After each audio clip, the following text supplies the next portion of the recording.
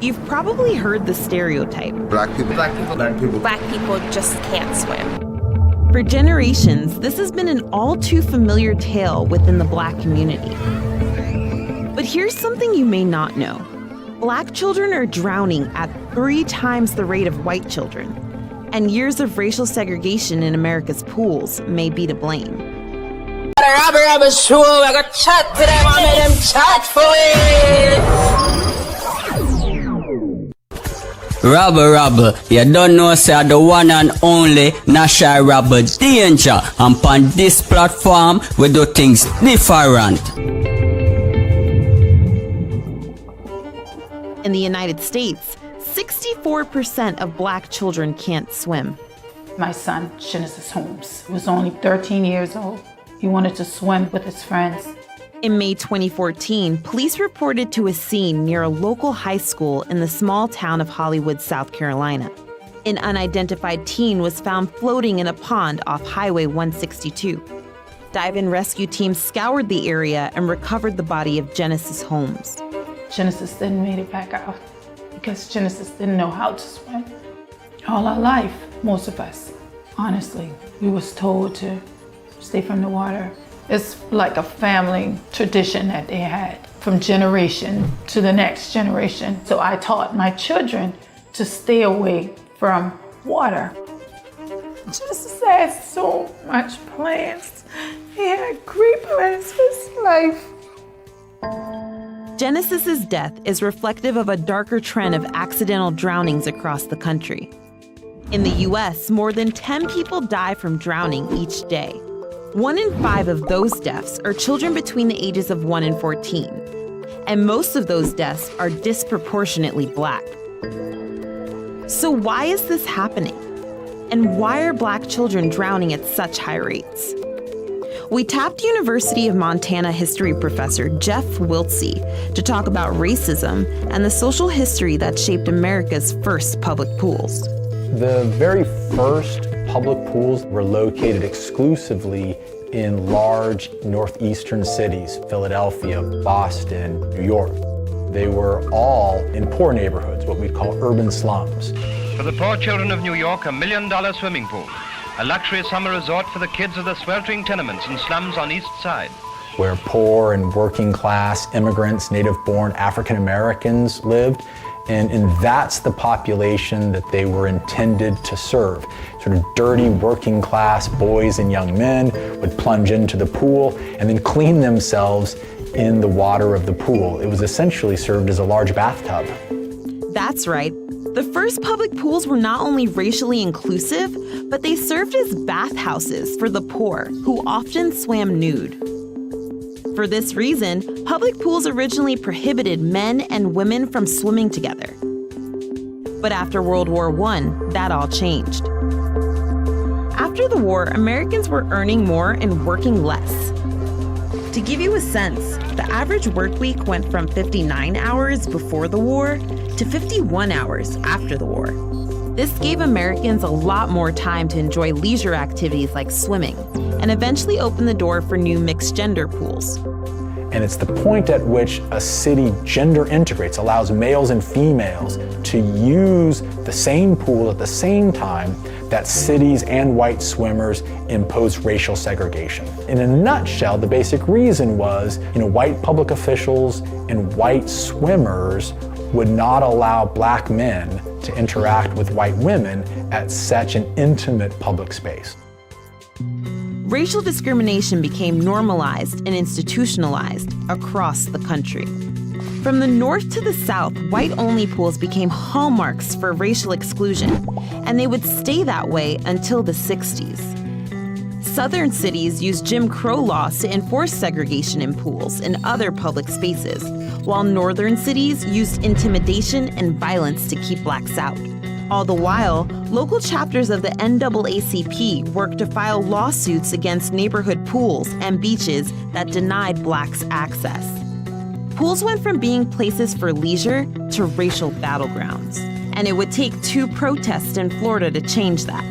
What are you prepared to do now, Dr. King? Well, we will stand here and protest what we feel is a blatant injustice. On June 11, 1964, police arrested Dr. Martin Luther King and more than a dozen religious leaders after they staged a protest against racial segregation at the Monson Motor Lodge in St. Augustine, Florida. His arrest inspired others to act. Less than a week later, 16 rabbis joined a group of black and white protesters at the same hotel. As the rabbis prayed on the property, protesters jumped into a white-only pool to stage a swim-in. What happened next sent shockwaves across the country. That's the Motor Lodge hotel owner, James Brook, pouring acid into the pool to get protesters out. Media reports of the story sparked enough outrage to gain the attention of then-President Lyndon B. Johnson. Some activists even say it influenced Johnson to sign the Civil Rights Act less than a month later. All men are entitled to the blessings of liberty, yet millions are being deprived of those blessings, not because of their own failures, but because of the color of their skin. The bill outlawed segregation based on race, color, religion, or sex, a notion that until that point was common practice throughout most of the country. And while several places across the U.S. had already begun desegregating public spaces, by the time the Civil Rights Act was passed, it was too late.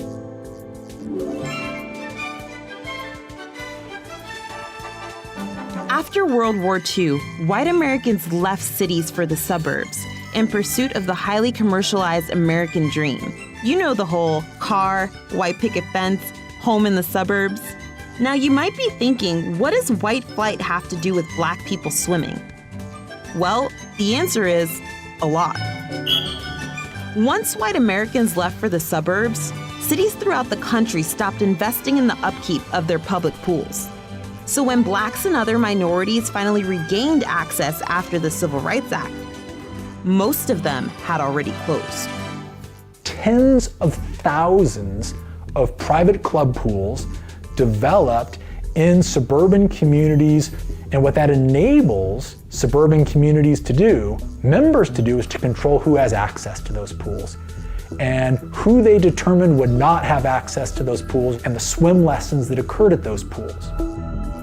Today, gentrification is the driving force behind modern-day pool segregation. So in other words, it isn't so much your race that determines your likelihood of being able to swim, but your class. For example, affluent suburban communities are far more likely to have access to pools than their city counterparts. Look at the numbers, and you can see why. There are more than 10 million residential pools compared to the 300,000 public pools across the country. On top of that, public pools are disappearing. Since 2009, more than 1,800 public pools have closed across the country. Some rural towns like Hollywood, South Carolina, where Genesis Holmes lived, never even opened one.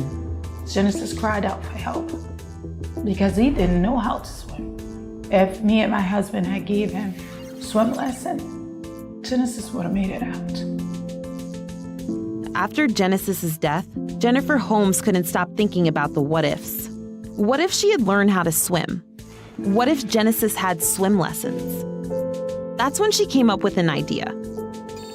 Being that I lost our baby, I had to do something to where that I could let others know how important water safety is, that what we were taught is not good for us, and why it's important to learn how to swim, to help reduce drowning out in the rural area. And she didn't stop there.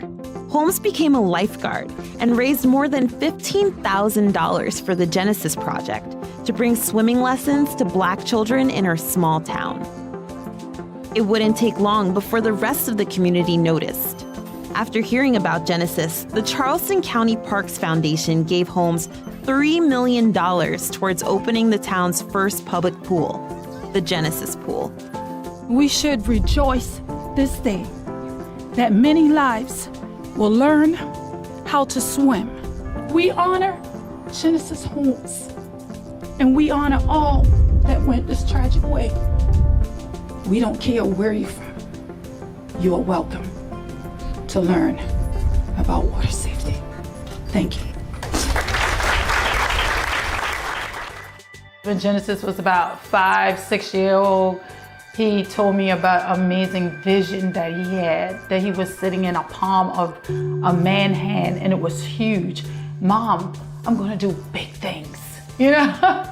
It's like, Genesis, come on, you're 5, 6 years old, big things. He said, yes, Mom, you should have saw his hands. His hand was so amazing. I was sitting in the clouds. And when they told me that Genesis and his friends were swimming, and Genesis and me out,